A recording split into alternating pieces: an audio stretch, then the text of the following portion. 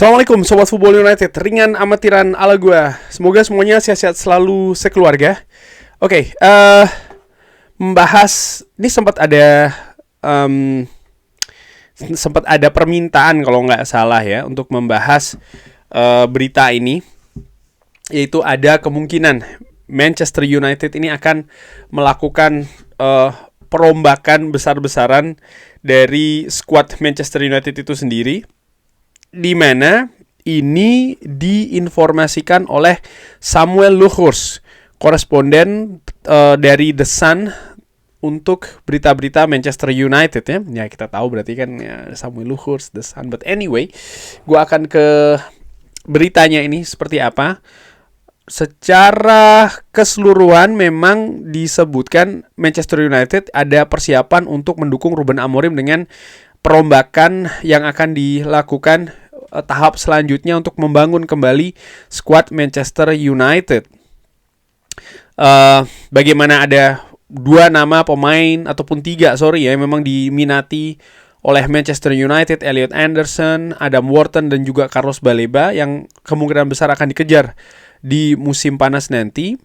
Lalu ada juga pemain-pemain muda Manchester United saat ini yang sedang dalam masa peminjaman seperti Radek Vitek dan juga Harry Amas yang disebutkan oleh artikel ini memiliki kemungkinan juga akan menjadi pemain penting bagi Manchester United di era selanjutnya. Ada situasi yang tidak pasti mengenai 2 pemain Manchester United, Bruno Fernandes dan juga Kobbie Mainoo, di mana Bruno Fernandes ini bisa meninggalkan Manchester United tahun depan kalau dia memutuskan untuk cabut dari Manchester United. Dan ada angka 57 juta pounds ya, yang bisa saja ditebus, dan nampaknya ini ada kaitannya dengan release clause ya, 57 juta pounds berarti sekitar 60-65 juta euro kalau dia memang ingin mengakhiri 6,5 tahun masa di Manchester United.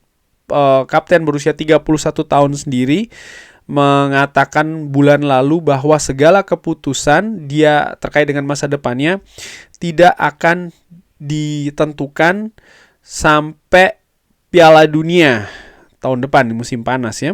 Dan kita tahu memang kontraknya sendiri juga akan berakhir di tahun 2027. Jadi memang periode musim panas tahun depan ini akan sangat menentukan bagi sang pemain, di mana dia akan mengakhiri musim ini bersama dengan Manchester United. Apakah Manchester United bisa mendapatkan tiket Eropa atau tidak, bisa mendapatkan trofi atau tidak. Lalu juga ya dia harus memindahkan secara cepat juga konsentrasinya ke Piala Dunia bersama dengan tim nasional Portugal. Tapi periode antara bisa jadi menurut gue ya selesainya Liga dan juga Piala Dunia ini akan dimanfaatkan mungkin untuk bernegosiasi atau berdiskusi dengan pihak klub mengenai rencana kedepannya akan seperti apa. Ini juga bisa dilakukan setelah Piala Dunia, tapi nampaknya kalau menurut gue ya pemain itu lebih ingin supaya memasuki panggung Piala Dunia yang merupakan panggung terbesar sepak bola ini dengan konsentrasi yang lebih penuh, sehingga segala sesuatu yang berkaitan dengan misalnya perpanjangan kontrak ya, rencana, project klub dan lain-lain ini sebisa mungkin mereka pasti inginnya diselesaikan sebelum Piala Dunia mulai. Jadi ini juga merupakan sebuah kemungkinan yang akan terjadi. Kobbie Mainoo, nama lain yang disebutkan juga dalam keadaan tidak pasti, pemain yang meminta untuk cabut secara pinjaman di bursa transfer musim panas kemarin dan di blok ya. Saat ini belum sampai dengan video ini gue bikin belum ada kesempatan untuk menjadi starter di Premier League bersama dengan Manchester United. Lalu bagaimana gelandang bertahan lainnya Manuel Ugarte ini juga menerima kritik terkait dengan performanya di Manchester United, dan bahkan Ruben Amorim juga mengkritik terkait dengan performa latihan dari sang pemain yang uniknya sempat bermain untuk Ruben Amorim ya kan di Sporting. Oke, pemain yang didatangkan oleh Manchester United seharga 50 juta pounds, lebih dari 50 juta pounds. Ini sedang mengalami masa sulit, pemain yang berusia 24 tahun yang didatangkan dari Paris Saint-Germain tahun lalu. Selain nama-nama yang saat ini menghuni di Manchester United, ada juga pemain-pemain yang saat ini sedang berada di luar Manchester United nih, terutama dengan status pinjaman seperti kayak Marcus Rashford. Barcelona memiliki opsi beli 30 juta pounds, lalu 38 juta pounds opsi beli Napoli untuk Rasmus Højlund. Lalu Casemiro nampaknya akan dilepas secara gratisan setelah kontraknya habis. Jadon Sancho pun juga akan dilepas secara gratisan. Dan Manchester United juga masih belum jelas terkait dengan situasi Harry Maguire yang kontraknya akan memasuki bulan-bulan akhir di Manchester United. Walaupun ada diskusi terkait dengan kemungkinan perpanjangan kontrak, tapi ada juga beberapa keraguan ya, apakah sang pemain juga memang akan stay di Manchester United untuk beberapa tahun ke depan. Baik Rashford, Casemiro, dan Bruno Fernandes ini merupakan pemain yang menerima gaji tertinggi di Manchester United. Dan diinformasikan juga bagaimana penjaga gawang backup atau penjaga gawang cadangan nomor 2 Altay Bayindir serta Joshua Zirkzee ini bisa juga cabut di musim panas tahun depan. Ini mengingat bagaimana sedikitnya jumlah menit bermain dari pemain itu ya.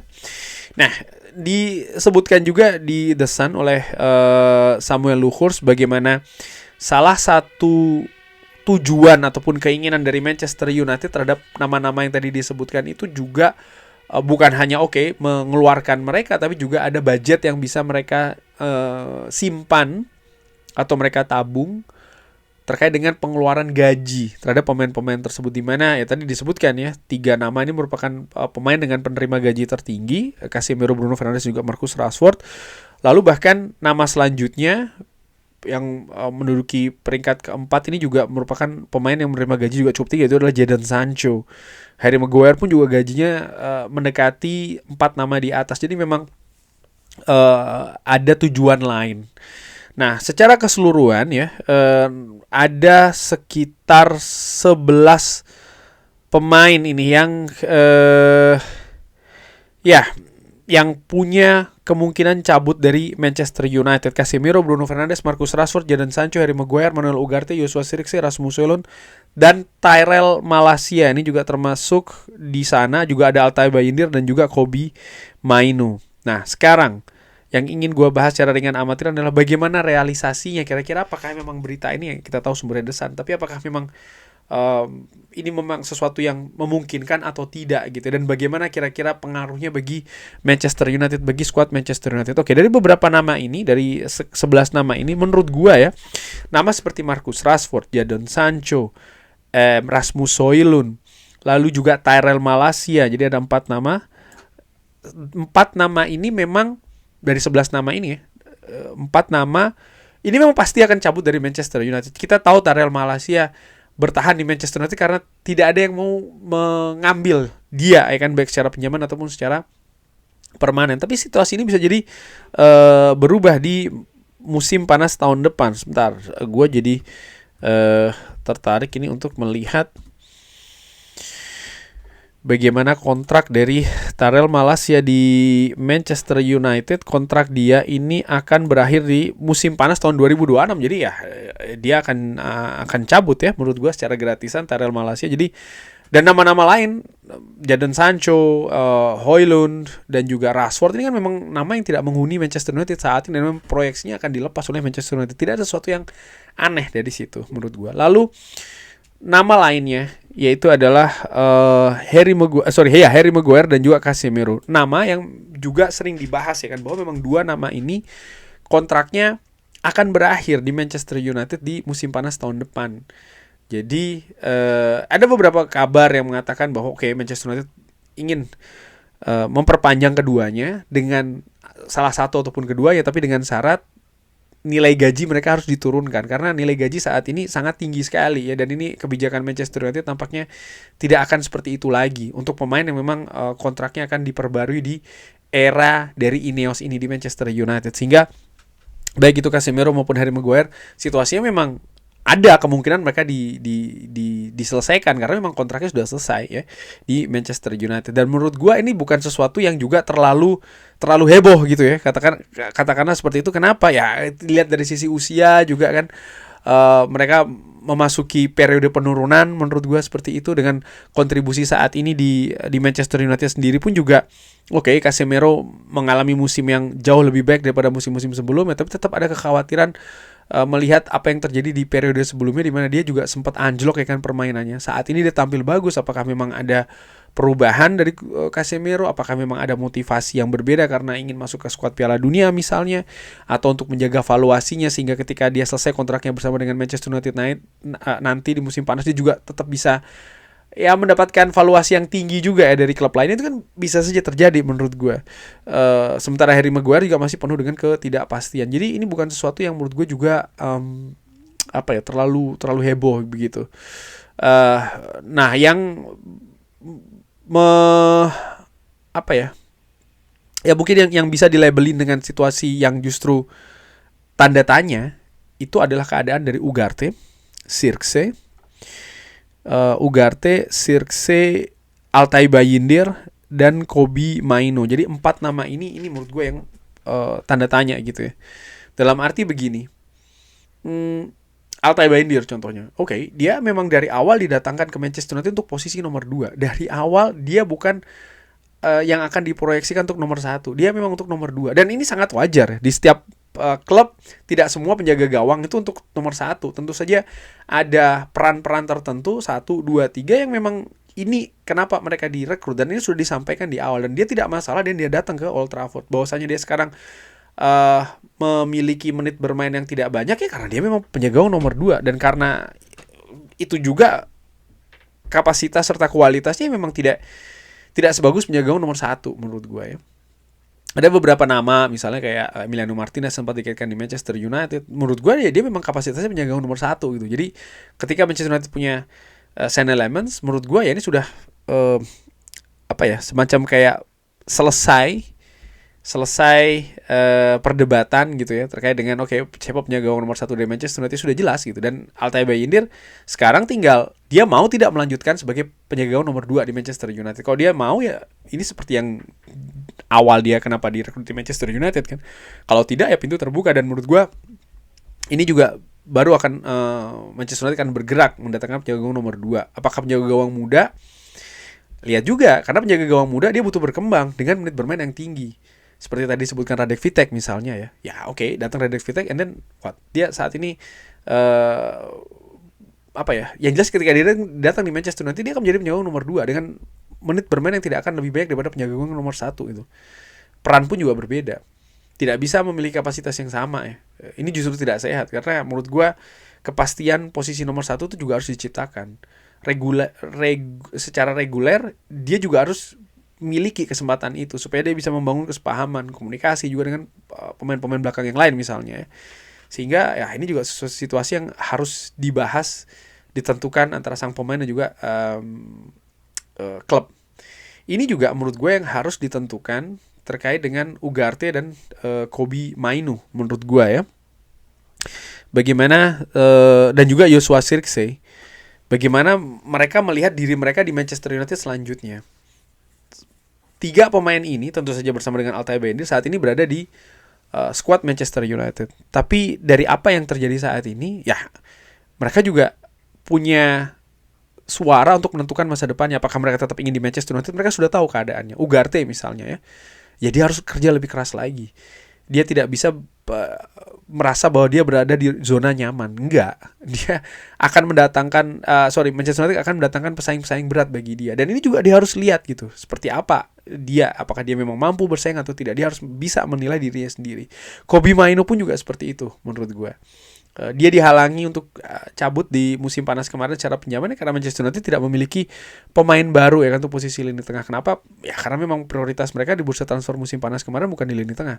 Tapi ini kan berbeda keadaannya musim panas tahun depan, di mana prioritas akan ada di pemain lini tengah. Dan dia juga harus bisa melihat dengan segala label ataupun profil ya. Dia pemain dari Manchester, besar bersama Manchester United dari kanak-kanak, tapi ya bagaimana dia merasa dirinya di sistem permainan dari Ruben Amorim gitu. Apakah dia punya keinginan untuk bersaing, dia merasa bisa untuk beradaptasi walaupun saat ini masih dalam keadaan yang sulit banget ya. Ya ini menurut gue juga situasi yang harus dia tentukan. tentu saja penilaian dari klub ini juga penting. Jadi itu keadaan bagi Ugarte dan juga Maino sama juga dengan Joshua Zirkzee menurut gue.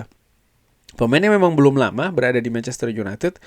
Lini depan ini kan sebenarnya bukan lini prioritas untuk musim panas tahun depan. Artinya Manchester United baru akan bergerak menurut gue kalau misalnya Joshua Zirkzee ingin cabut dari Manchester United. Kalau itu yang terjadi, baru Manchester United akan melihat kemungkinan untuk mendatangkan pemain baru. Gue memprediksi kalau Joshua Zirkzee memutuskan tetap bersama di Manchester United, ya Manchester United tidak akan memprioritaskan lini depan untuk bergerak karena mereka musim panas tahun ini ya, kemarin ini sudah menghabiskan dana cukup banyak ya kan untuk lini depannya, lini serangnya. Berarti ya Joshua Zirkzee juga punya apa ya? Punya penentuan gitu loh. Punya hal yang menentukan bagi masa depannya dia sendiri. Dia dengan situasi seperti ini, ada Benjamin Sesko misalnya, bagaimana dia melihat dirinya gitu. Dia bisa tidak bermain di sini? Dia nyaman tidak? Ya intinya dia mau tidak bersama dengan Manchester United lagi. Kalau tidak ya dia punya kesempatan besar menurut gue untuk cabut di musim panas nanti. Saat ini dia kabarnya memang ingin keluar secara pinjaman, tapi karena tipisnya kedalaman skuad ini pasti akan ditahan oleh Manchester United. Tapi situasi berbeda akan terjadi di musim panas tahun depan. Dan untuk menutup hal tersebut ya terkait dengan Bruno Fernandes ini mungkin yang sangat menarik karena gue tahu ada banyak suara minus, suara yang mungkin tidak suka dengan Bruno Fernandes, di mana gue juga tidak jelas alasannya kenapa ya, karena kita lihat bagaimana perjalanan Manchester United saat ini bersama dengan Bruno Fernandes. Ya sang pemain sangat-sangat vital sekali. Kalau ada pendapat yang mengatakan ya tapi dia tidak bisa membawa Manchester United juara trofi, ya Manchester United ini bukan hanya Bruno Fernandes saja, ada 11 pemain di atas lapangan. Klub secara keseluruhan berada pada situasi yang tidak stabil dalam tahun-tahun sebelumnya. Baru tahun ini ada perubahan dan pembentukan baru, itu pun juga tidak langsung secara instan bisa membawa sebuah situasi yang solid dan juga stabil, di mana ini sangat berpengaruh bagi situasi skuad di luar maupun di atas lapangan tentu saja ya, melihat tim-tim yang lain. Sehingga menurut gue tidak fair kalau semuanya ini hanya dibebankan kepada seorang Bruno Fernandes. Sangat tidak fair. Coba bayangkan, kesuksesan Manchester United ini melihat tergantung Bruno Fernandes. Ketika tidak sukses maka yang salah Bruno Fernandes gitu. Ini kan suatu hal menurut gue kayak yang seriously, yang bener kayak begini. Aneh bener gitu. Tapi fakta mengatakan bahwa dia memang pemain terpenting di Manchester United ya. Segala atribut, data statistik yang menurut gue lebih menunjukkan sesuatu yang objektif, di samping tentu saja bumbu-bumbu pendapat subjektif pribadi.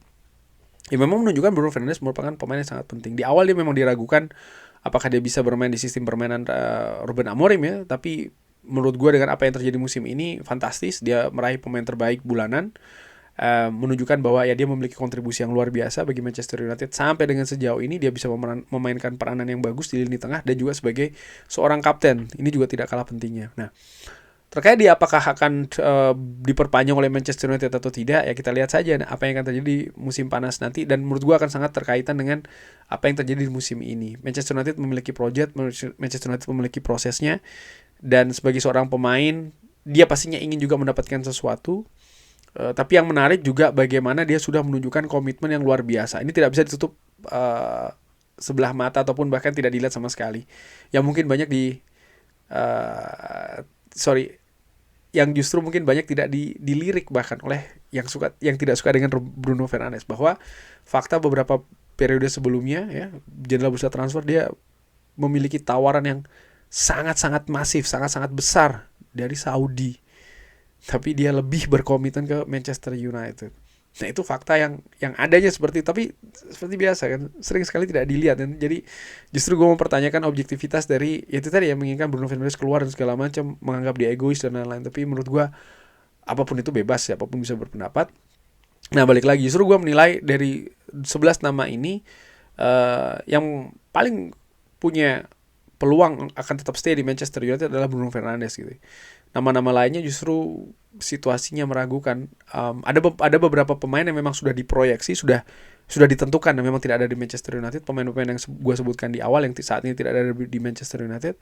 Tapi nama-nama yang lain juga setelahnya ini mempunyai banyak tanda tanya. Nah terakhir sebelum gue akhiri video ini, bagaimana situasinya? Kalau gue memiliki pandangan yang gue sebenarnya kurang begitu suka pembersihan skuad besar-besaran dalam satu jendela transfer lagi. Karena nama baru yang masuk, dia harus beradaptasi. Bukan cuma dengan permainan saja, itu hanya sebagian kecil. Dia harus beradaptasi dengan klub, dia harus beradaptasi dengan kompetisi, dia harus beradaptasi dengan tekanan, dia harus adaptasi dengan beban, dia harus beradaptasi dengan keadaan klub yang tidak sama, dan lain-lain gitu ya. Kita lihat bagaimana Mbumo dan juga Cunha misalnya, pemain yang memiliki pengalaman di Premier League ketika datang di Manchester United dengan segala pengharapan, mereka juga memiliki masa kesulitnya masing-masing. Benjamin Sesko pun juga seperti itu. Dan kalau kita tarik ke belakang, pemain-pemain yang baru datang di Manchester United pun juga demikian. Dorgu misalnya ya, juga mengalami masa yang tidak mudah. Butuh proses, butuh adaptasi. Maino pun juga seperti itu. Ugarte pun juga seperti itu. Ya kan? Jadi pemain-pemain baru terutama ini juga tidak serta-merta kan langsung bisa membawakan dampak positif dan segala macam. Memang banyak fans yang menginginkan jual ini, buang itu, lepas ini. Terus siapa yang diganti? Siapa yang menggantikan? Siapa yang menggantikan? Ini juga merupakan hal yang penting gitu. Sehingga menurut gue lebih seneng katakanlah seperti itu. Kalau perombakan squad dibutuhkan. Gue juga menilai pemain-pemain warisan dari periode sebelumnya tidak semuanya bisa ternyata ya. Faktanya seperti itu. Tapi gue lebih suka jika ini dilakukan secara bertahap, tidak secara sekaligus langsung semuanya. Karena ini bukan permainan, ini bukan game. Ternyata justru kalau perombakan terlalu besar dilakukan secara sekaligus ya, resiko kesulitan, penurunan bahkan ini juga semakin besar. Toh kita juga punya contohnya ya kan, di beberapa klub Premier League. Terima kasih sudah menyaksikan. Jangan lupa like, share, dan juga subscribe. Wassalamualaikum warahmatullahi wabarakatuh. Thank you.